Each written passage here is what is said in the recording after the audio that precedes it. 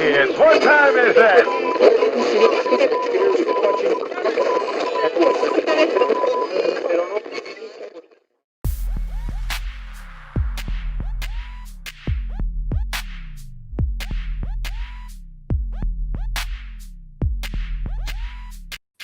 We're coming to the end, man. We're easing the truck into the station. Can't believe it. I can't either. It's insane. It's insane. New year, end of the season. I know, right?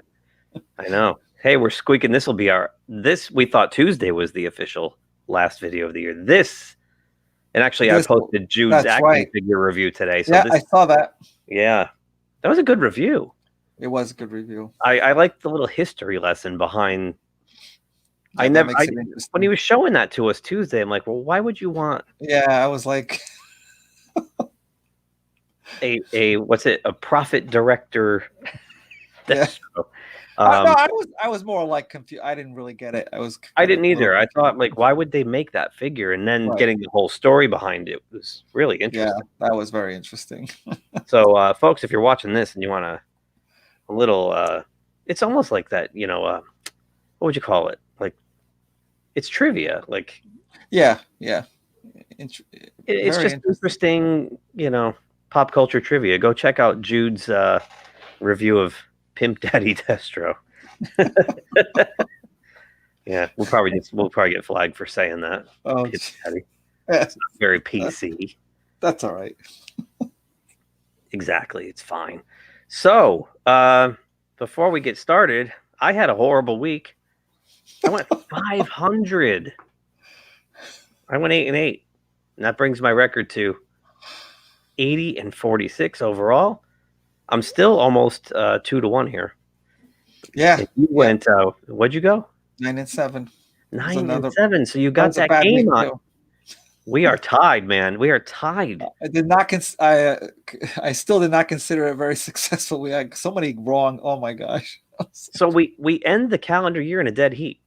That's where we want to be at this point. That's right. Make it exciting. That's right. Before we start our recap of Week 16, please click the subscribe button if you're watching. And thanks for watching, and thanks for supporting us. We've had a pretty good first 2 months. I'm encouraged. We got a long way to go, but it's encouraging to see some of the numbers coming. So, which will all reset in about an hour and a half to 0. So we'll be starting from scratch on January 1st for the year, getting our year totals. But that's good, though. I mean, we saw the trajectory we're on, and so we're ready. It'll be good to see a full year. Yeah, exactly. Because we started this channel in October. So, So let's get at it. Let's get at it with the very first game, which was on Christmas. And unfortunately, my Christmas activities kept me from seeing this. However, I have both Adam Thielen and Alvin Kamara on my fantasy team. Wow. So I was well aware what those two dudes were doing. It was like ba-ding, alert, touchdown, ba-ding, alert, touchdown, ba-ding, alert, touchdown.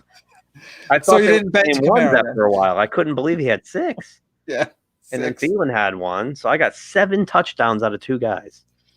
And like almost 300 yards of offense. So that answers the first question. I beat my opponent by 120 points this week. My God. It was the consolation game, so I came in 3rd overall, but that's the way to go out. I'd love to hear from somebody who benched Alvin. I don't know why. I've had him all year, and I didn't bench him once. I mean, he's had some down weeks. And basically, the down weeks were when Drew Brees wasn't playing. If Drew Brees is playing, he gets 2 or 3 touchdowns a game. Yeah, we even talked about how those games with Hill, they weren't using him a lot. Which is weird. Yeah. So, I mean, they used him enough. He would get like 90 all-purpose yards, but he wasn't getting the touchdowns. Right. He was rushing for 45, catching, 50. I mean, they were serviceable numbers, but not the numbers I'm used to from that guy. That guy was awesome this year for me. Yeah, awesome. Yeah. And I was watching this, and Breeze was back to his regular Breeze. Like he got over. He didn't get the touchdowns, I get it, but he got them down there plenty of times. It was like over 300 yards, and he pretty high percentage completion percentage. He looked kind of like himself which is good news for them going into the playoffs. And it was surprising. I had it on the radio. I went to see Wonder Woman after dinner. So I was driving. It was an hour drive. We went to see it at the only cinema in Connecticut, I think, that still serves snacks at the movies. Probably just got them in trouble by saying that. And Governor, if you're watching, shut it off. And I had it on the radio, and you could hear the Saints didn't take there was no mercy kill here. I mean, they got a touchdown with under a minute to go. I mean, I think this was payback for some of these, like the Stephon Diggs last minute touchdown in the playoffs a couple of years ago, and some of the referee screw jobs they've been getting against this team. I think it was let's just thump Minnesota and send them home, to think about it all winter, all summer.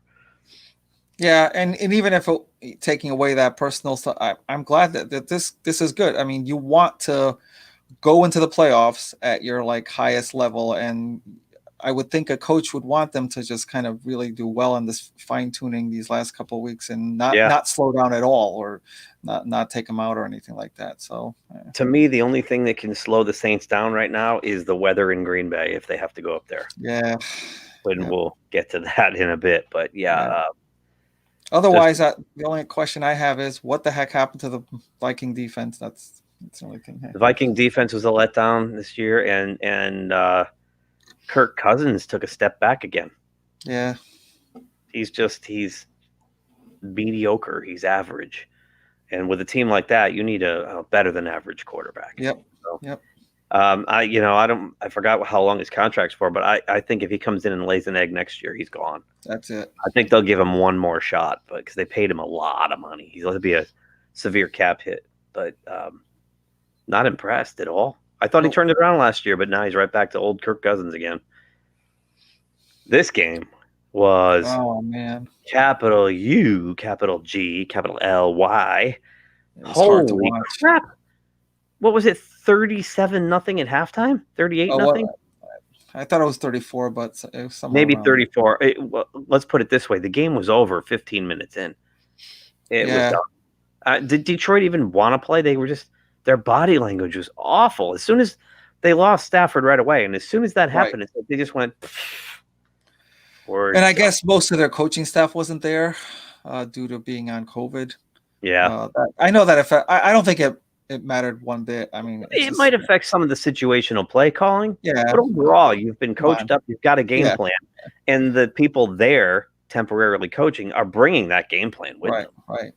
It's not the beginning of the season. The whole game plan probably went out the window when they put Chase Daniel in. Right. Well, that's true. I mean, when is the last time you saw a game that, Tampa Bay Tampa Bay wanted the game, and yet their starting quarterback is out after the first half. It's and they knew there was no chance. It was, they pull Brady at halftime, and he's got astounding full game numbers. Yeah, 340 yards, 4 touchdowns, no picks. It was just. And what's scary about Brady the last couple of weeks? He looks like he's in that mode, that killer mode. It's like the dude can flip a switch and he just locks in for the task at hand, and that scares me with this team because they do have the capability of running the table. For sure. They also have the same capability of showing up and stubbing their toe. I still don't know who they are. They've been confounding. They got the highest ceiling and the lowest floor. They really do. They really do. But it probably is going to be scary to teams like Tampa Bay, New Orleans, and Green Bay, seeing them coming in this way. Yeah. And do you think the Saints can beat them a third time? I mean, they whomped them twice. But now, I mean, it's always tough to beat somebody 2 times, never mind 3. In the way the Saints have beaten the crap out of them, I mean, it gives Tampa Bay a lot of revenge material. Yeah, wonder how Brady's going to feel going into that. Exactly. He's going to want to not let up. Exactly. So it's going to be interesting to watch this coming weekend because the NFC games really matter a lot. Yep. AFC, not so much. The next game, holy crap. We saw a third string quarterback beat Pittsburgh on Monday night, and then the third string quarterback comes in on Saturday and beats a team that needed that game. Really needed that game. With Arizona? They didn't even get Hopkins involved until late in the second half. Like, No. what are you doing? What are you doing? I can't explain it at all because I was watching this on and off, like not the whole game, but I was watching this on and off, and I was like, on offense when it's like I just saw Kyler Murray. He's like he'd be just kind of just relaxed going back and just kind of throwing it up in the air. A lot of things. Their offense was a mess. They couldn't get a rhythm going at all. It was weird. It was and really I kept weird. waiting. Like in the second half, I'm like, all right, the Cardinals will kind of figure this out now. You know, it didn't happen. Yeah. Now they're 8-7. They might miss the playoffs, and I thought they had a shot at the division title early in the year. They looked so good. This is the game they really needed to have, and it's like, it kind of scares me. Like, this is what you come in with on this game, then it's like, why bother going into the playoffs? Like, come on. And I'd say, to lose to a team like San Francisco that's all beat up. I mean, they did have Kittle back, but they're all beat up. And I'd say they were also on the road, except that's San Francisco's home stadium as well for the last month. So this was a dual home game. Yeah. It was like the Jets playing the Giants, Right. Or the Chargers playing the Rams. It confounded me. I don't. Yeah. That was one of the shocks of the week, and we both had Arizona, so I wasn't so upset. But I know. Man, I was slack-jawed more than anything. I had the game on. I was doing things around the house, of course, keeping an eye on it. Every time you hear the announcer get excited, you stop and look. Yep. And that's what I was doing. Jesus, it was mind-boggling. And then, of course, once it got to the late in the fourth quarter, maybe halfway through the fourth quarter to the end of the fourth quarter, I started rooting for the 49ers to beat them because I was like, you know what? It'll make it dramatic. Go for it. It certainly does. I like the Cardinals. I think they're fun to watch, and I'm really disappointed in how this is turning out. Kingsbury's got to be like scratching his head. I kept like wanting the Cardinals to win, only because it's like, hey, I picked San Francisco last week. They got killed by the Cowboys. Then now I go against them that they win. It's like they're killing me both ends. Jeez, damn. There's a couple of teams this year that do stuff like that. I got bit by that a couple times this week. Next up, wow, what a finish! Oh, huh? That was a good game. That was probably the best game of the early Friday/Saturday games. So I actually have live video from the Miami locker room here. And there was much rejoicing. Yeah, that was So they had to pull Tua because he didn't look so good. I was like very nervous. He was going backwards. Wasn't moving. Yeah. And I was thinking of you, Edson, because we had this conversation just last week about Roethlisberger and the fact that the Steelers they didn't bring in a veteran to sit behind him or anything. Yep. This is why a guy like Ryan Fitzpatrick is worth every dime they're paying him, because when they need him to come in, he can chuck the rock, man. He's good. Yeah. He can't play. He can't start 16 games. He's not a full-time starter, but he can come in and win you a game. He can start 3 or 4 games and win them. It's like he has a 3-game run in him, and then he starts falling off the rails. Yeah, it really is kind of amazing how they have that situation and they're handling it just right. And neither quarterback is gets their egos. They don't seem to get their egos. It's like, it's amazing. It's true. You wonder if there was any other personalities, it would backfire, but they just seem the right personalities to deal with this, I guess. I was laughing because I saw they asked Tua after the game. They said, "What'd you think of that no-look pass?" And Tua says, "Hey, they call him Fitzmagic for a reason." So I don't think there's any ego bruising. I think those guys generally like each other and root for each other. And, Fitzpatrick doesn't have why would he think he's a starter at this point in his career? Right. I think he's happy with his role, and he's excited, helping the young guy out. And these things are going to happen. Rookies will struggle, and it's great that they have a guy like that to fall back. Yeah. So, yep. But let's talk about that play real quick. I mean, that play. He is being his whole head is turned 180 when he almost got ripped off his shoulders, and he throws it anyway. And I know it hung up a little bit. Well, Oh, it hung. It hung. That's the least it could like have. like a punt. And the fact that the Raiders were in a zone coverage and couldn't adjust to the ball, That stood up. He must have been so open, like Right. so open. Like those guys were on the other side of the field or something, because that ball was up in the air. It hung for 4 or 5 seconds. Yeah. How could you not traverse the ground to go over there and pick it off? When he caught it, there was still nobody in his zip code.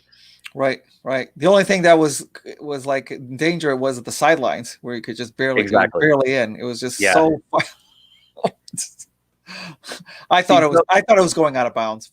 Frankly, those are the kind of plays that are, you get that Cinderella magic at the end of the year, and you can ride that magic, So yeah, I was like, I have to say, I was really, really angry that when the Raiders had the ball just previous to that, because I am not a person that will sit there blaming refs for a game, unless it's like that exception with the Minnesota Saints. Yeah, that's exceptional. But usually I say there's a bad call. That's too bad. You should have had the game before. But that pass interference call for the Raiders that put them down there, I was so miffed about that, because I saw all weekend long defensive backs doing like much worse and not being called at all. It's like, are you kidding me? You gave him the ball down there. Oh, at least make him earn that. And it's like, oh, I was so mad. It was like, and then after that happened, I was like, oh, forget it. It kind of reminded me a couple of years ago. I was really down on this league. I'd say like 4 years ago, like 2017-ish. And I remember I was outside early in the season, maybe week 1 or 2, and I was raking leaves, and I was listening to that Around the NFL thing with I like that. What's his name? Steve on Sirius XM, Steve Torrey. And they went to this Detroit Lions game. I forgot, maybe they're playing Chicago or something. And Matthew Stafford just kept throwing the ball deep and getting PIs. And they went down the field on 3 pass interference calls, kicked a field goal and 1. And I said, this is what's wrong with the NFL right now. Yeah. All you got to do is chuck it down the field. You're going to get a flag, and you move down the field without completing a pass and kick the game-winning field goal. And I was really just like, and then the following year, because the Saints got, I think, was that the year the Saints got jobs? Maybe it was the year after. I think it was. But I don't know. They end up putting in the pass interference rule, which was horrible because they're red flag and everything. It's gotten much better. Oh yeah. But when that happened with Oakland, I thought my brain went immediately back to that Matthew Stafford game a couple years ago. For the most part, I'm thinking it was okay. This whole year has been fine. It's just I agree with you. The flags are way down this year. But there's occasionally you get one like that, especially in a crunch time. And my brain immediately, I can see myself outside raking the leaves, listening to that game again, and going, these damn. That's so cheap. It's so cheap. It is cheap. And back then, like, that was a strategy. A lot of teams were doing that. It was. Chuck it up and get the flag. It was. I mean, Aaron Rodgers was a master at that shit. So great win for Miami. I'm pulling for you. I'll say it now. It's not our pick show, but I'll say it now. I think they've got a good shot because I think Buffalo's going to sit Allen. Are they? I haven't heard much, but I think so. I think no matter what, they're getting the 2. The 2 and the 3 don't make a difference anyway. Right, really. I understand, but I think the Bills are more than just their defense. They still have it. It'll still be a hard game regardless, but they do. But taking that kid away really changes a lot. Yeah. Yep. So I was way wrong about this, but I was right for half. I was right for half the game. Yeah. Yep. You were. I want to know what went on. Nobody said anything. I thought for sure I'd hear it this week. Nothing came out. Somebody took the offensive playbook away from Randy Fichtner. Somebody took it away at halftime because they were doing the same 3-and-out 2-yard pass. Tony Romo was complaining about it. Yep. He's like, this team is ridiculous. They can't even get 10 yards. They're 3-and-out, 3-and-out, 3-and-out. And then they come out in the second half and start airing it out. So all the questions about Ben's arm were answered. There's nothing wrong with his arm. It was the play calling. For 3.5 games, they stuck in mud. 4. If you count the Ravens game, they barely won. Yeah, I'm surprised that, like, I was thinking maybe Ben just went and said, okay, you know what, let's just open this up, stop doing this to try to protect me or whatever. But if that's true, then why wouldn't that happen any previously? I Because mean, I why think wait this he was long? part of the problem. I think Oh, Ben was okay, part of the problem. Yeah. okay. Yeah, I thought it should have. I thought the score should have been worse from what was going on, but the Colts shot themselves in the foot a couple times too, and it was bad enough. But then that pass, To Deontay Johnson. yeah, that Yeah. started the whole thing. It's like, Yep. wow, I haven't seen a play like that from them. In about 6 weeks. Easily. Yeah, and Maybe now more. and after that, it kind of just opened up.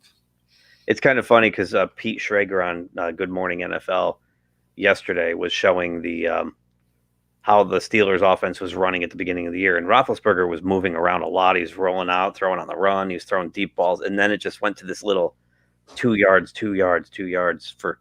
It's inexplicable. But they were down 24-7, and they came back and won the game. So Yeah. can't say much about And then that. Watt, he made his presence known for sure. Two Yeah, sacks and a fumble recovery, and he really got them going. he's got a good shot at Defensive Player of the Year. I was thinking the same thing. It's like, Yep. I think it's just him and maybe Darnold. Yeah. We when the Steelers game was over, we flipped this one on just in time to see the travesty. Wow. That kid Koo is going to the Pro Bowl too. Yes, he hasn't missed any. Maybe one or two other. That was a chip shot, man. 37 him, yards. especially That's for like an him. extra point now. And Yep. he missed. It was not that it would have affected the outcome in the AFC at all, but it would have been good to see the Chiefs take a shot, and from a bad team too. Mahomes is bad. He was through 3 picks in this game. That offense. I don't know. We've talked about how they haven't really like beaten teams but basically they just do enough. They're winning by to one get by. score every week. So I don't know what was going on that game. I expected it like a blowout and just put it away early, and maybe even Mahomes not even playing the whole game or whatever. And Right. he was just like frustrated over and our defensive coordinators just catching up. I don't get what happened in this game. They were just out of sync. I don't know. The Falcons have a crappy defense, and they held the Chiefs to 17 points. Yep. Crazy. It's crazy. And That's weird. I think before didn't they? What didn't he throw like a pick in the end or? Yeah, he threw it in the end zone. It could have been, and that could have been the end of the game there. Oh wow, Yep. jeez. Yeah. And an interesting thing about that is, like, if they lose that game, this coming game for the Steelers would matter, because then they'd have a chance at the In Buffalo. and Buffalo. Yeah. That's crazy. That's when that kick sailed wide right, we were like, no. We had faith restored at least for 1 week in Pittsburgh. And that would have really galvanized. But at the same time, the Steelers didn't get a bye week at all this year, so it'd be nice they're going to rest all the guys who need it. Right. So, for sure. Yep. Yeah. Next up, your new favorite team. 4 weeks in a row, 30-plus points. Now, they've played some pretty horrific defenses in those 4 games. So let's not go, as Mr. Wolf in Pulp Fiction said, let's just not start quite yet. I mean, Trubisky has found something. It's kind of like this, I guess, a momentum thing. It's like and you're right, they've kind of feasted on some kind of easy teams. I get it, but still. But that said, they're getting the job done. They're right. You can only play who you have. The Chiefs just did against the Falcons. They're they're blowing these people out. That's what you're supposed to do. I think definitely, 3 or 4 weeks ago, their offensive line figured something out. Because they also had the running game started with Montgomery, and they're protecting him well. Maybe he just gained the confidence in them, and just he could without the happy feet. I think Terry Bradshaw was benched many times early in his career. And the last time when they gave it to Joe Gilliam, it kind of lit a fire under Bradshaw. He had enough. Maybe Trubisky wasn't working very hard. Maybe he took things for granted. Maybe he just needed that killer instinct. Maybe he just feels like I'm playing with house money now. I'm gone no matter what, so I might as well go out and just have fun. Who knows what the reason is, but it's working. And maybe watching from the sidelines gave him a perspective. Too. Like, it's like, oh, I know what I should really be doing. I'm going at this the wrong way or whatever. But when you're in the middle of it, you're like, you're just trying so hard not to give the ball away or whatever, and you can't think straight. But maybe watching it, he kind of gave him a new approach. I don't know. Could be. It's ironic that he was playing against Mike Glennon, who they brought in the year they drafted Trubisky, which was weird. Remember, they gave Glennon all that money, and then they went and drafted Trubisky and gave Trubisky the ball. So what'd you go and sign Mike Glennon for? That was really weird. But leave it to the Bears, man. But with that loss, we have a live look at the Jaguars locker room. And there was much rejoicing. Because picking the fact that you're starting Glennon over Gardner Minshew, that pretty much tells you. Well, and that they locked up the number 1 overall pick with that loss. They're going to get Trevor Lawrence. And, for a while I've been saying, what would Trevor Lawrence want to go to Jacksonville for when he can be a rock star in New York? And this week it was Mad Dog Russo's son on The Fan. He got to do a show. And he said, the kid was born in a really small town in Georgia. He went to college in South Carolina. He doesn't want to come into the cold and the craziness in New York. He'll be just fine in Florida. Yeah, he definitely thought of it that way. I think he will. And plus, what you're going into an organization that hasn't really shown you. I mean, either one, I guess. But if you're gonna go into one, you might as well just go into the warm weather. Right. The Jags are gonna, he's gonna get a huge rookie contract. He'll play 4 years there with very little pressure, and if he plays well, then he can go wherever he wants on that second contract. So, I think it's a perfect situation for him. And Jets fans I know are thinking, well, maybe they won't take him, and maybe the Jets will trade up. No, it's a done deal. It's a done deal. Way. If the Jets trade anywhere, they're going to trade down and get more picks. Right. Yeah. Because I really think they're going to keep Sam Darnold now. I don't think they want Fields. I wouldn't take Fields. I wouldn't take any Ohio State quarterback, especially when we get to the Washington game. Yeah. So, who had the Bengals winning 2 in a row? Yeah. I can't believe it. It's like the surprise. The surprise is not that they just won, but that what they scored to win. Because I mean, you saw, Watson did his thing. He played with so little talent around him, but he still, drove 31 Cooks went crazy. Yeah, and so did David Johnson 2 weeks in a row. What David Johnson's back? Yep.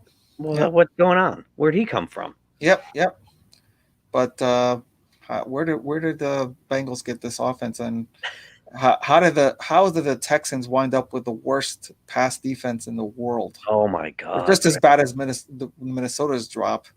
Jeez. I think Bill O'Brien did a lot more damage. I mean, you saw the marquee names, but I think there was so much. They must have taken salary cap hit losses and all kinds of stuff they really fell from grace. I mean, not that they were like world beaters to begin with, but they were always a perennial playoff team. And now they're bad. They're bad. So, they're gonna have to spend their whole offseason trying to fix that defense. And how are you gonna give Watson more weapons? I don't know. I don't know. Hard. I don't. Well, if David Johnson ends up working out next year, if he looks as good as he did these last 2 weeks, the offense could be all right. I mean, like you said, they score very well. I mean, they don't have a problem putting up points. Right. Their defense is a mess, and their defense is anchored around an aging J.J. Watt. So it's a big mess in Houston, and they were horribly run for many years with Bill O'Brien pulling the strings in the front office. That was not good. The Giants, man, they're file this under no. I wasn't surprised at anything. Oh, this was the Captain Obvious game. Yeah. I mean, what can you say? Lamar Jackson played great. Baltimore's defense was stout. Game over. He did continue to regain his like kind of passing, which we hadn't seen like all season long up until like 2 or 3 weeks ago. Right. Running, obviously he always ran the ball, but he's now passing well. And we've praised the Giants defense, which was they were playing very well, but they've had quite a drop off the last couple of weeks, and I don't know. Maybe it's a long season. Yeah, you got a lot of miles on that defense because their offense isn't very good. Yeah, the offense was only clicking for about 3 weeks there. They caught the whole team was working really well as a unit on both sides of the ball for about 3 weeks. Yep. And then Jones got hurt and the wheels came right off. And that was it. Yeah. And you kind of wonder whether he kind of forced himself back. I think he did too early, and then it just exasperated the whole thing. And now that's like the offensive line isn't protecting him. I don't know. So they're 5-10, and they still got a shot at the playoffs. We might see a 6-win team get a home playoff game. Yep. Crazy. Definitely. The other team in New York, however. Now, let's not. Okay, before we praise the hell out of the Jets, let's just say, I mean, Cleveland was at a huge disadvantage here. All of their starting receivers were out with COVID contact tracing. So Baker Mayfield had to throw the ball to practice squad guys who probably were barely getting open, if getting open at all. So it gave the Jets a pretty easy game plan. Yeah, defensively too. Yeah. Shut down Chubb and Hunt and you win the game because they can't throw. Yeah. Wonder if Mayfield even knew what their names were. It's I got to give more credit to Cleveland actually because they had a chance there at the end. They did. And they're playing with a patched together offense. So, but Mayfield himself, he's starting to every once in a while he's got that Tony Romo in him, and then he fumbled, going for that first down. Yeah, I still don't understand how that rule works because, like, in the middle of the game, if that happened, right, and the ball hits the ground and Chubb picks it up and runs with it, it doesn't matter, right? Or was it Chubb or Hunt? I mean, it was Hunt. I think it under 2 minutes you can't advance a fumble. Is that what it is? I don't know. I thought I'll probably have to go back and look at it. I thought it was because on fourth down on fourth down only the player that fumbles it can advance I thought it was under every circumstance, like at whatever but it has to be fourth down. It's a confusing rule, and I know it's put in place because of the Holy Roller incident. Back in the 70s, I know that, but it was just a shame because I wanted Cleveland to win, of course, but I don't know why. I think because I wanted the Steelers and Cleveland to play a meaningful game this week. Oh, okay. But and Cleveland puts themselves in like a precarious situation where they may miss the playoffs. There is a way they could, but if they lose this weekend, they're definitely out. And New York, on the other hand, should be on a 3-game losing streak in like 4 out of 5 because they almost beat New England a couple weeks prior to that Raiders game. Then they get the Raiders game, which they blew on that last play. And then they win 2 in a row. So they should be, probably should be 4 in a row at this point. Adam Gase is still going to lose his job, apparently. Chris Carton on FAN reported that the call came down from Chris Johnson that he's gone after the game this weekend. So Gase is playing dumb, but apparently Chris Johnson, there's recorded audio of him saying, no, he's out. So, I mean, it can't surprise anybody. No, exactly. Well, you had this one right, and I had this one wrong, and this is what will bring us to a strange finish this weekend with the NFC East. If I could find the damn graphic. Here it is. Dwayne Haskins. Is this guy the second coming of Jamarcus Russell or something? This is basically the Dwayne Haskins game. Yeah, the whole thing was all around everything. So earlier in the week, he violates COVID protocol, and he's caught with like strippers in his room or something, or he went out with strippers, or he went to a club, or he went to a club. Strip club. But the team doesn't do anything because they needed him because they had nobody else to play. Right. So they let him play and then give him his outright release afterward. As soon as they found out Smith can play again, they're like, get out of here. You're gone. Oh, they stripped him of his captaincy too before the game. Is Smith definitely playing? I still keep hearing Yeah. it's. I heard today that he Okay. confirmed he's playing Sunday. Oh, okay. They have to. If they win, they're in. If they lose, they're out. Right. Or well, they can lose and still get in the back door, but they need help from the Eagles, and we'll get into that in a bit too. But no, I think the only way they can get in with a loss is if the Giants and the Cowboys tie. Oh. I think if they lose, the winner of the Giants and the Cowboy game is in. We'll have to call up the playoff scenarios at the end here. Yeah, it's crazy. It's crazy. It is crazy. This is another one like the Cardinals. This was another one. You just gotta win. You just got to win. You're at home. You're playing a weak team. You just got to win. And I wasn't. This isn't like a big me being a genius or anything. I was just thinking Haskins is going to play, and that's it. That's the only reason. I didn't think Carolina was going to, the offense was going to run all, score all these points. It was basically a defensive battle, and with Haskins in there, 3 turnovers, and I figured that was the key to this game. So, it's funny with Washington. I still went with them. Because they were home, and I figured that would be the field goal at the end or something and win. They'd get the slight edge. But every time Smith is out, you could pretty much cross. Yeah. They're just not good. Nobody in the East is very good right now. So, yeah, I was and I was thinking of you, and I'm like, wow, Edson called that one. Damn, he's a genius. It's just that offense. It's amazing how you need somebody like not that Smith is a spectacular quarterback, but he's like somebody that just grounds them. Like he can figure out how to teach that. He's a leader. He's a leader. He's been through it before, and he's not going to blink. He gets it. And everybody will just play around him and elevate themselves. And he's a tough SOB because he'll hang in there and take the hits, as proven by his leg getting turned into oatmeal. Yeah. I blew this one too. And after this loss, the Broncos announced that Vic Fangio's coming back. Yeah, that was weird. Why are they in love with that guy? He's done nothing that impresses me coaching wise. Nothing. Even his clock management. Nothing. I don't get it. He must come cheap or something. And I started getting nervous about this game because the Chargers started doing what the Chargers do. They got out to a big lead, and then all of a sudden they started giving it away again. Yeah, I think at some point the Broncos scored 4 straight. They didn't put it in the end zone 4 straight times, but they scored on 4 straight drives. And I'm like, what are you doing? It's like you can't finish off this game. Which is kind of why I thought Denver might win, because the Chargers defense cannot hold. I mean, God. Yeah, they're bad.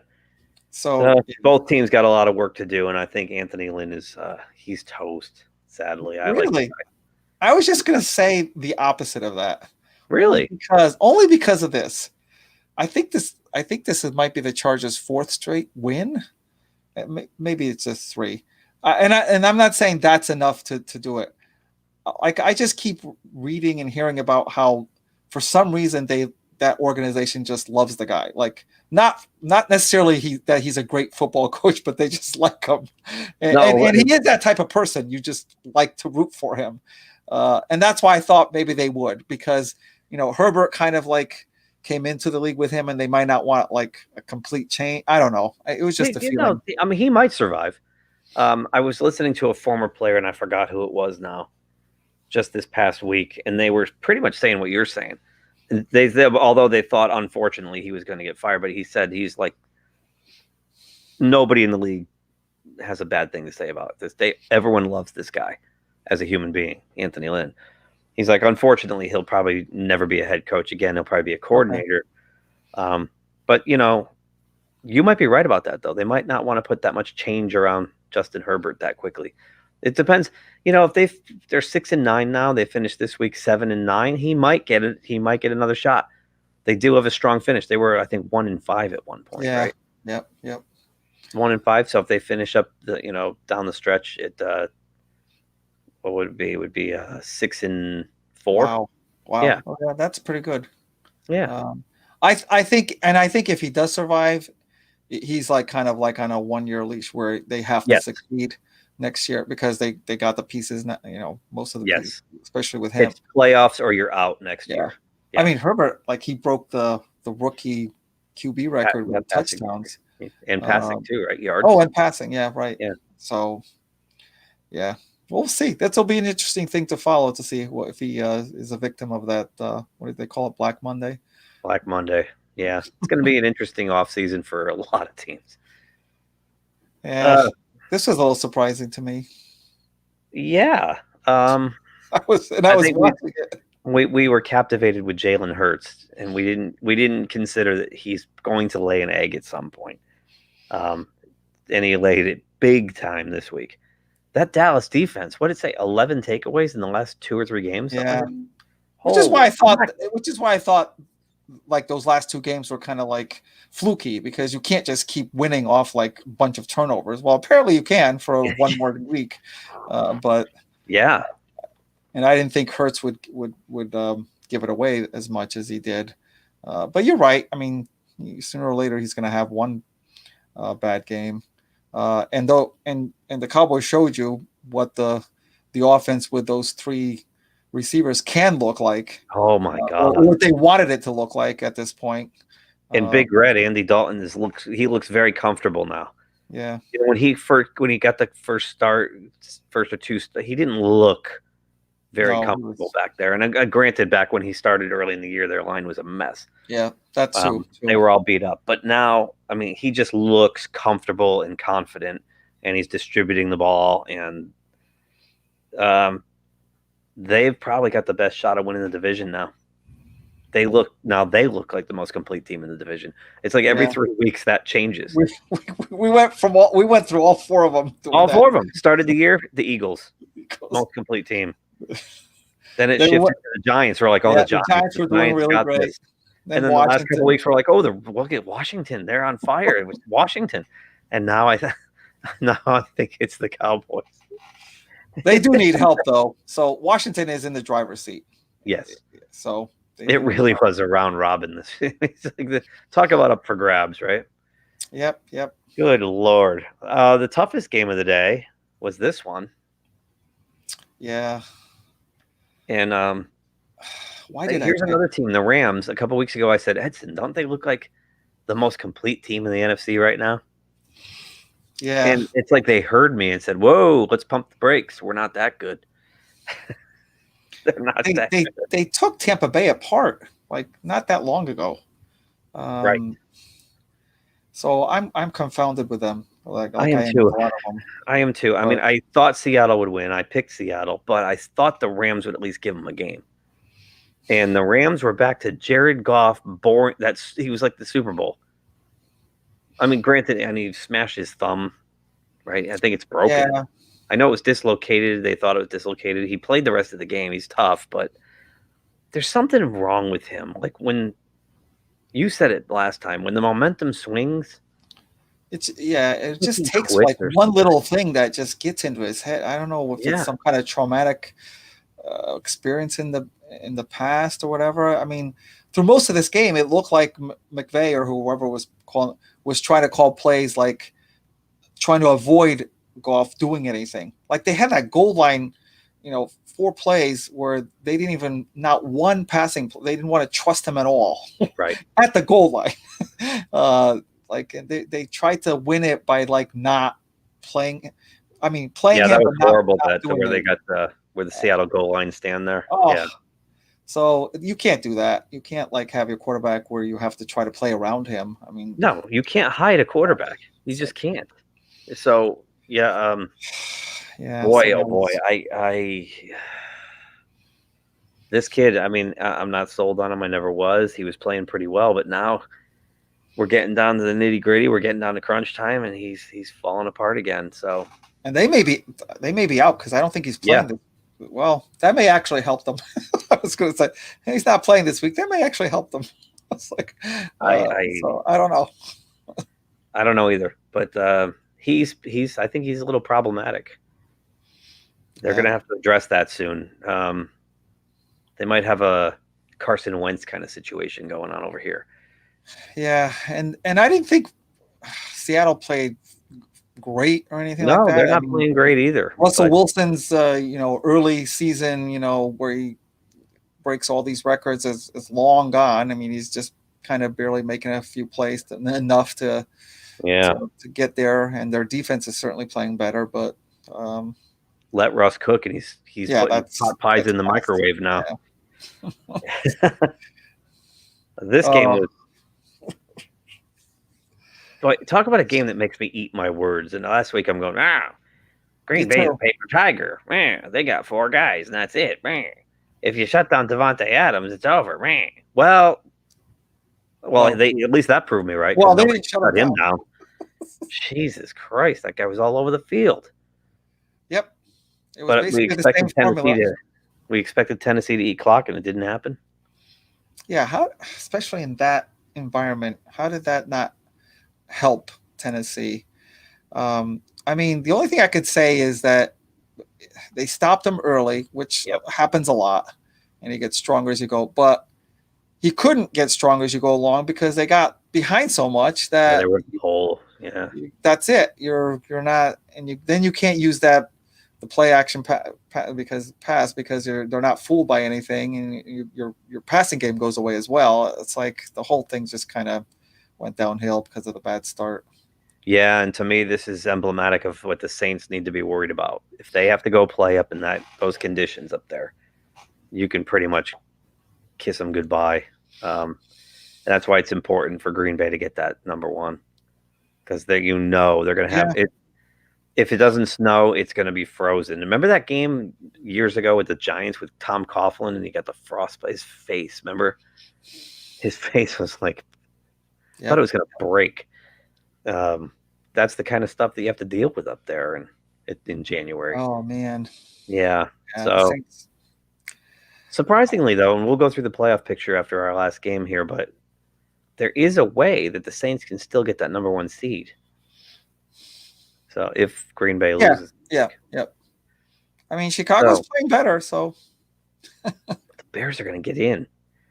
And if the Bears get in, I'm going to pull up that video we did where we put a fork in them, and we're going to play it back and eat our words, man. We put a fork in the Bears. Yeah, but did you see the Bears play in the first half of the season? Jeez, who could blame you? They're right. But we did also put a fork in the Patriots, and that one was right. Yeah. I think the Cam Newton era is officially over in New England. Their high school offense couldn't move the ball, and Josh Allen just gave them beat. I also have Josh Allen on my fantasy team. Wow. Okay. Yeah, I was killing it this week, dude. Yeah, I had Jamison Crowder, too. I put him in. And he threw a touchdown pass. Too bad you couldn't have squeaked in. If you had squeaked into the finals, that would have been it. I played the number 1. No, it was the 2-3 game last week, and I was projected to win, but all my guys did awful. All of them did nothing. Cooper Kupp, all these guys did nothing. And then this week I score 190 points. Yeah. Clobber, they got it by 120. But whatever, that's fantasy football, and it means nothing. But the Buffalo Bills, look out. Jeez. They are steamrolling their way into the how you want to be playing at the end. Oh my gosh. I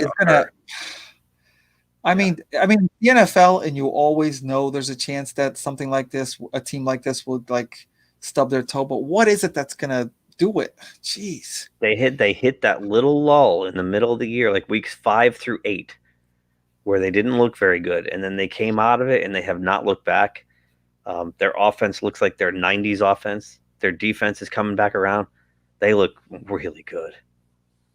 This team is scary.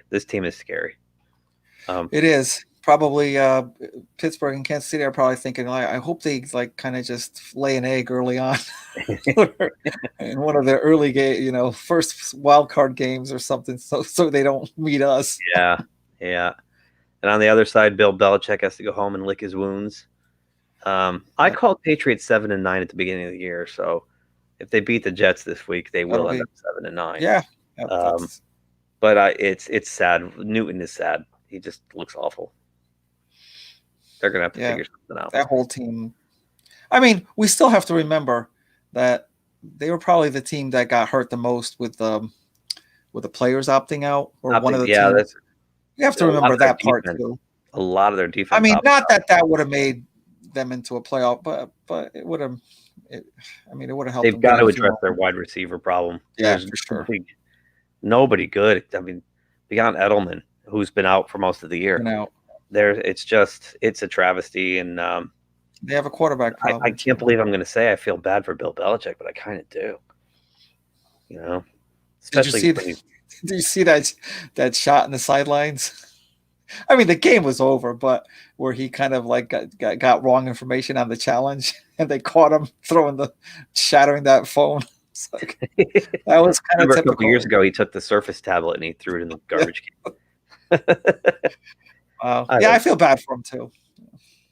So I went 8-8, and that brings my season total to 80-46. You went 9-7, bringing your total to 80-46. You got the game back. We are in a dead heat. Stupid Rams. Dead heat going into the last week of the season. Yep. Crazy. All right, let's take a look at this playoff picture now. Let me bring this up. All right. This is insane. So let's see if we can make heads or tails. I guess we'll start over here in the AFC. Should I blow this up a little bit? Yep. So the Chiefs are where they won't matter. Right. What happened? They clinched everything. So they're gonna sit everybody this week. The Chargers will probably beat them and get that 7th win for Anthony Lynn and maybe save his job. Yep. So the Bills have clinched the division. They play your Dolphins. Yeah, that's going to be a crazy thing. Because the Steelers already announced that. I know Ben's not going to play, right? No. No Ben. So no Hayden. I wonder if the Bills will see that. No Hayward. I wonder if the Bills will see that early on and say, "Oh, the Steelers aren't going to try, so let's bench some of our." I don't know. We'll see. Right. What I'm looking for are the scenarios are coming up on that. Okay. Yeah. So Crazy. I mean, this pretty much is going to stay the way it is. I don't even think. I get clearly if the Bills lose and the Steelers win, they flip flop, and vice versa. If the Steelers lose, then the Bills stay. But here's the in the hunt. So we got the Titans, 10-5. They're still in first place. They've got Houston this week. Here's their scenarios. So let's go to the scenarios. I can't believe there's like 50 different things. This is insane. Oh, I thought they're going to go to a simple. All right. Oh, they're good. I mean, we could kind of. All right, here we go. So Baltimore. Oh, okay. Baltimore gets in with a Baltimore win, a Cleveland loss, a Colts loss, or a Colts loss. So either of these teams lose, Ravens go in. I mean, but they're playing. Are they playing? No, they're not playing Jacksonville again, are they? Who? The Ravens? They're playing Cincinnati. Yeah, I mean, okay. I'm not going to even go into these ties. Yeah, let's forget the ties. The odds of a tie, more than one tie in the NFL per season, is astronomical. And if it happens, then yell at me next week. Whoever's watching, you can yell at me. Cleveland gets in with if they win, or the Colts loss, or the Titans lose, and Miami wins or ties, and Baltimore wins or ties. So oddly, the Browns will probably be rooting for this to happen within their own division. That's insane. The Colts clinch their division if they win and Tennessee loses, or the Colts tie and Tennessee loses. So bottom line is the Colts need Tennessee to lose. For the division, but they get in the playoffs if Baltimore loses or Cleveland, or they have to win, of course. They have to win. Or Miami. So basically the Colts have to win and they have to root for one of these three to lose. Then the Dolphins, everybody getting this? The Dolphins get in if they win or one of those three. Loses, that's kind of obvious. Or the Colts lose. So Miami's in control of their own destiny. They are. It's a tough game for them, but yeah. And then the Titans clinch the division if they win, or the Colts lose. Yeah. And Tennessee clinches a playoff berth with a Baltimore loss or a Miami loss. Regardless of what they do. Forget these ties. Yeah. So they could lose and still get in and back in. Yeah, exactly. Baltimore and, Yep. Jeez. That's nuts. At least it makes it interesting for the last week. It does. So right now, the team outside looking in the AFC are the Colts. Yep. At 10-5. So it's crazy. There could be an 11-win team left out. I think there will be. Yeah, that's crazy. Over here, NFC. So Packers have clinched the division, but there are scenarios already. I mean, all the NFC is like full of scenarios.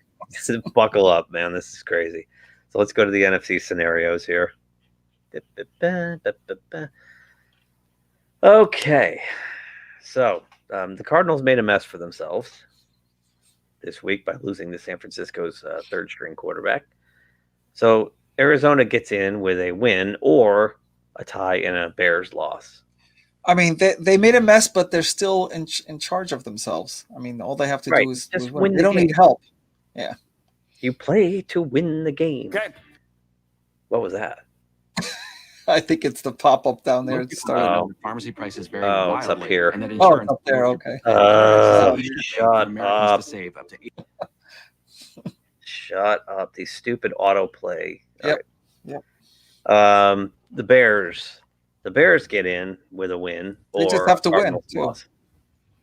Yeah. They're in charge of their own thing. Yes, they are. Yes, they are. But here's the bad news for the Bears. Yes, that. Never know. The Cowboys. This is interesting. So the Cowboys can win the NFC East if they win and Washington loses or ties. Or Dallas ties and Washington loses. Of course. The tie thing, just leave that out. I know. I wish they would. It's not going to happen. All right. Now, the Packers clinch the first round bye with a win or a tie. Or Seattle loses or a tie. So the Seahawks have to lose and Green Bay has to win. Or Green Bay wins. Or if Green Bay loses, Seattle has to lose. Jeez, it's weird to see that it's Seattle that's trying to get that and not the Saints. But all three of them have a shot at that, I think. Oh, okay. So it's all right. This is just so then the Rams get a playoff berth if they win or tie, or the Bears lose. So yeah, this is a mess. I'm confused. If Green Bay wins, then the Rams Cardinal game is meaningless. They're both in. If Chicago loses, so correct. That's a pivotal game there. Thank you. I'm starting to lose track of it. I know. Say what? All right. So the Saints got the Panthers this weekend. So New Orleans gets the first round bye if they win, and the Packers lose, and the Seahawks win. I think they have to. They have like a. It's a common opponent. Tie. Yeah. That's crazy. They're rooting for Seattle to win. Then there's the Giants. Now the Giants get the NFC East with a win and a Washington loss. Same thing with the Cowboys, yeah. Right. Almost the same thing. Almost the same. Wait, I got to go back to Dallas. Well, how does the Giants factor into Dallas? It's not listed here. They don't. But what? So wait, what happens if the Giants win and the Redskins and Washington football team loses and Dallas wins and Washington loses? No, they can't because Dallas is playing the Giants. Oh, that's right. There we go. See, I'm losing track. I'm losing track of it, man. This is crazy. I'm totally losing track. Right. Okay, so Giants win. Okay, it's the same as the Cowboys. And then the Seahawks get the first round bye if they win, and the Packers lose, and the Saints lose. Wow. So the number one seed we're not done. And football team gets the East if they win or Dallas loses. So. Oh, see, I didn't get that part. Wait. Right. Yeah. I didn't get that part. They're playing the Eagles. Oh, okay. They're playing the Eagles. Oh, you mean tie? Okay, so they can't get in with a loss. Okay, never mind. No, Washington has to win. They have basically, and to win the East, these teams all have to win. Yeah, basically, that's it. Basically, And Dallas and the Giants need Washington to lose. Washington to lose. So they'll all be rooting for the Eagles. If Washington wins, they get it out. They get it They'll outright. be like, yay, Jalen Hurts, let's go.